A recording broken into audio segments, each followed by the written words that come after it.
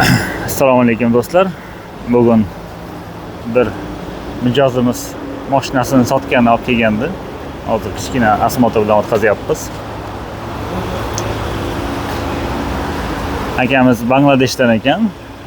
Koreyada 35 yildan buyon yashagan ekan. Mashina Santa Fe 21-yil. Prestige komplektatsiyada. Kuzovda mayda-chuyda ishlari bor ekan. 103 ming, 106 ming kilometr yurgan. Hozir bizni firmaga sotgan keldi. Hammasi joylari bor ekan.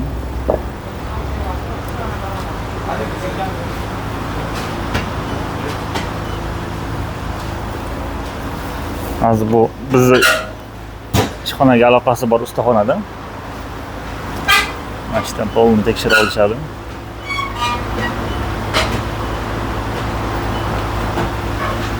Taglargacha ko'tarib, qarab olishadi.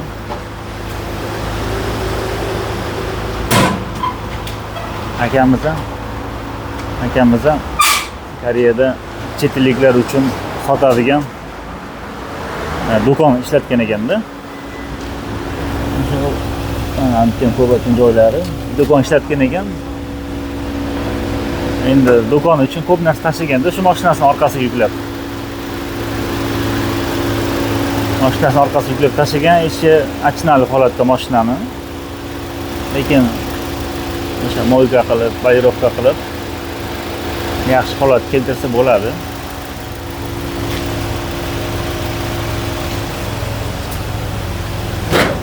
Arzonroq mashina olib ishlatmoqchiman ishga deganiga. Bir so'rab qiziqib ko'rdim. Xullas salon ham dahshat mashinani. Lekin orqasidan ham ko'zlar qirilib, mayda-chuyda ishlar ko'p ekanda.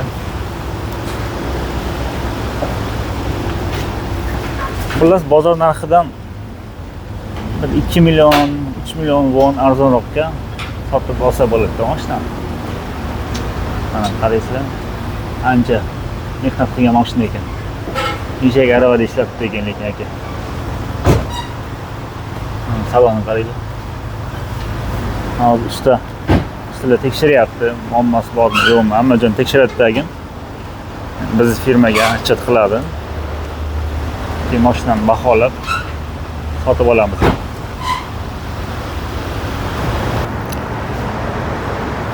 Endi tagida chirigan joyi bormi?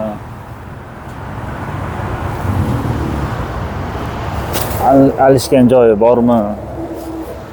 Yoki yog'i tomgan joyi bormi? Hammasi tekshirib chiqishadi.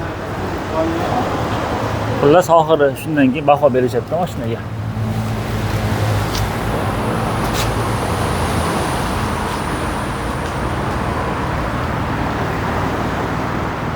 Mashina atigi 4 yoshda.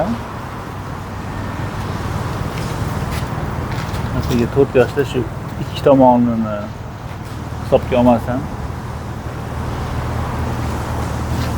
zo'r odam qilsa bo'ladigan mashina.